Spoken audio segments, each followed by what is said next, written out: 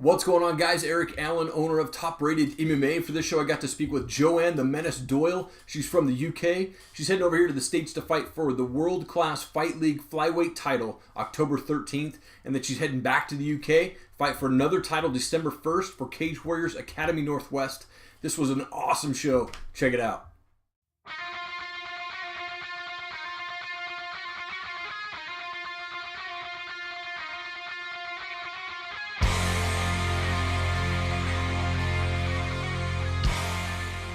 Thank you so much for taking time out of your afternoon to jump on a call with me real quick. I appreciate it. No, it's fine. It's my day off work, so I've done my morning training, just resting before evening training now. Very nice. And so you're fighting here in the States on October 13th for World Class Fight League for the Flyweight title. How's training going? Yeah, it's going really well. I have been training. I train all year round anyway, but I was prepping for a fight in September, which fell through. So then we got the opportunity to fight over in the States, so we jumped on that straight away and just did a bit of a rolling camp. So it's been a nice long camp for this one. So yeah, feeling ready. I'm ready to go now. Yeah. Have you fought in the States before, or is this your first time? This is my first time. It's something that I've always wanted to do. Like, MMA is still growing it's still growing in the UK in general, but especially for the females. So it was a massive thing for me to just tick off the bucket list, really, to try and get a fight in the States. And now it's happening, and amateur as well, because I'm still learning, still developing as a fighter. It's great, and I'm happy to take them opportunities.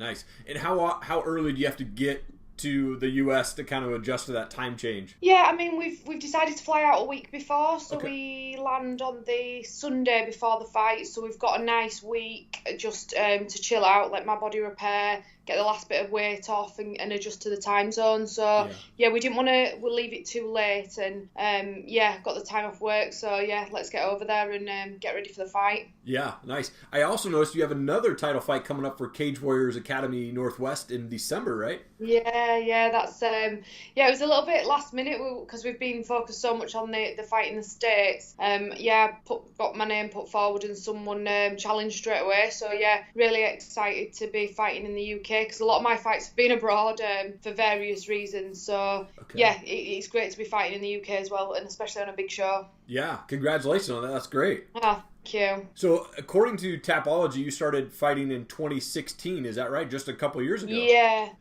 I mean, I haven't even been training that long either. I started with more jiu-jitsu probably about 4 years ago. And got really into like the local competitions. Then I just transitioned after about a year, 18 months into MMA, and took a fight pretty quickly. And then from then I've just fought really regular for the last 2 years. So for me, I just think I want to be the all-round package, to be training all year round, to be able to take, because like 2 of my fights were on like 4 days notice. 2 of my fights at featherweight, because I couldn't get fights to be able to do a camp, so I took 2 of them on like 4 days notice. Wow. So yeah, I've fought pretty regularly in the last 2 years, but yeah, I haven't been training that long. Well, I noticed you have a couple fights that are back-to-back, like one day after the other. Yeah, I've done a few of the IMAF tournaments. Yeah, so I've done 3 now.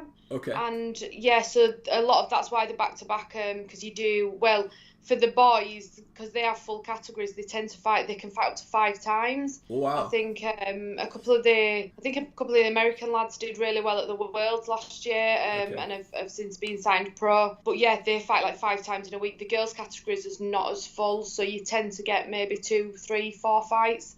So yeah, that's why I've like my record's been bumped up by the IMAF tournaments. Oh, gotcha. Do you have a goal date in mind of when you want to go pro? I think I don't necessarily have a goal date. I think once I feel ready, I'm still learning at the moment, and I'm still getting lots of opportunities at amateur, and that's what I enjoy.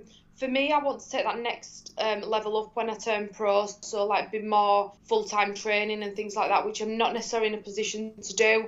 I mean, I train so much anyway, but I also train around a full-time job, so it is pretty tough. So for me, I would want to take that next step up when I do turn pro, but I think I'm getting to a point where I've probably had the most amateur fights of any female in the UK at the moment. A lot of them turn pro after maybe 8, just because it's so difficult to get fights. But yeah, maybe in the next year or so that's probably going to be the right time, and also what opportunities come up at pro, because I'm getting some good ones at amateur, so I'm happy to stay amateur and get the experience. Yeah.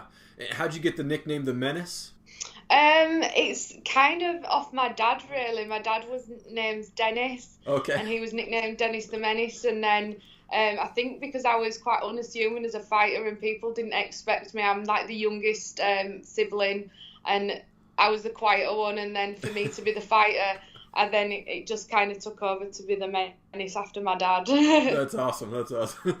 And you kind of mentioned you started with Brazilian Jiu-Jitsu, but how'd you get into like fighting and grappling and MMA in the first place? What made you decide to go that route? So my husband's been training martial arts since he was 6 years old, okay. And he's been assistant coach at a gym for over 10 years. So he's always been heavily involved in MMA. Prior to that, like started as a karate background. So so I was aware of the team. I used to go and support a lot of the fighters at shows and things like that, and was always really tempted to get on the mat. But it was still quite growing at the time in the UK, not many females on the mat. And then we had a women's course at our gym, and it meant that more females were jumping on the mat. So I thought, right, this is my opportunity. Yeah. So that's why. So it was heavily influenced from my husband, and then from our gym, then taking on a female coach, and it becoming a little bit more easier. Then you've got female partners to train with. Even though I train a lot with the lads, it was just more comfortable to get involved at that time. Sure. To be actually training with some girls, yeah. Okay, very cool. Well, do you care if we do some rapid fire questions here real quick for you? Right, okay, I'll try. All right, so fan of Conor McGregor, yes or no? No. No, I'm with you. I'm I'm not a fan of Conor either. Do you have a favorite type of... I think he's done great for the sport, to give it a higher profile, and it's got more fans. However, some of his behaviour I don't agree with. Yeah, absolutely. Totally. That explains it a little bit. Besides the fact that he's never defended a belt. My fight in December on Cage Warriors is against one of his teammates, so okay. Let's start with some rivalry. Yes, absolutely. Absolutely. Well, I hope that you smash that opponent. I mean, respectably, but right. I have also got friends at that gym, so I shouldn't really say that, so. Oh, okay. That's awesome. Do you have a favorite type of music or band that you listen to? In the UK, Oasis, Kasabian, if you've heard of them, quite British bands, okay. And that's hopefully what I'm going to use as my walkout song in America. Cool. A good British band. Yeah, very nice. Very nice. Cyborg or Nunes? Oh, I'm going Cyborg. Yeah, Cyborg, I'd say for that one. Okay. And final question, outside of MMA, it sounds like you're super busy, but what do you do for fun? I spend most of my time in the gym, so it's just nice when I get some downtime, just going out for meals, cinema, the usual sort of thing. Actually spending time with my husband that's not in the gym and him not shouting at me. So that's normally the way that we have downtime. I've got a dog as well, so going out for nice walks. Okay. And I've got some nice countryside in the UK. Not that we see much of it on the telly and things like that. So yeah, going out and stuff like that. Very nice. Well, I also want to give you an opportunity to give a shout out to coaches, teammates, sponsors, anybody like that too, and make sure they got on the video. Yeah, massive shout out to my team Full Kazan in Bradford. Also, everyone that I work with, my strength and conditioning coach, Combat Base, who's for my jiu-jitsu.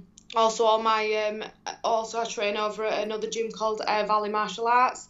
So they're the gyms that I mainly train out of. Then all my sponsors, Light Bowls, who sort all my meal prep out, Floatology, which I'm sure you've heard about, like float tanks.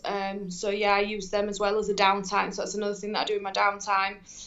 Warrior Women Nutrition, David Hudson Strength and Conditioning, Right Bike, JD Fit are another of my sponsors. I've got to make sure I get them all in now because now I'm under pressure. I put you on the spot, sorry. I think that's it. Okay. Oh, and my brother also is a sponsor, Graham Middleton, Building Services as well, so he's also a sponsor for me. So yeah, awesome. I think that's them all. If I forgot anyone now, they're going to shout at me. That's awesome. Well, I'm excited to see you go back-to-back title. You know, hopefully you have 2 straps on your shoulders, you know? That's awesome. I can't wait. Joanne, thank you again for your time. Yeah, that's great. Thank you very much for your time, and hopefully speak soon. Thank you so much for watching the show today. I really appreciate it. It would be awesome if you could subscribe to our channel and share this video, please.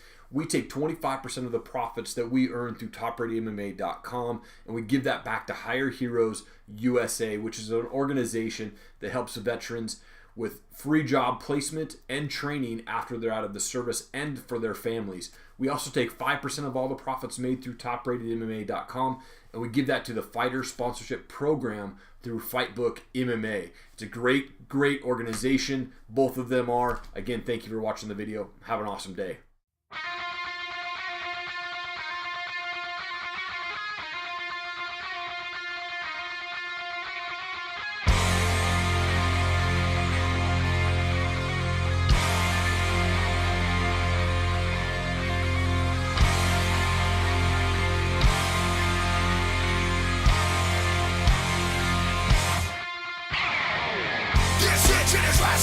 Everybody just get up, oh.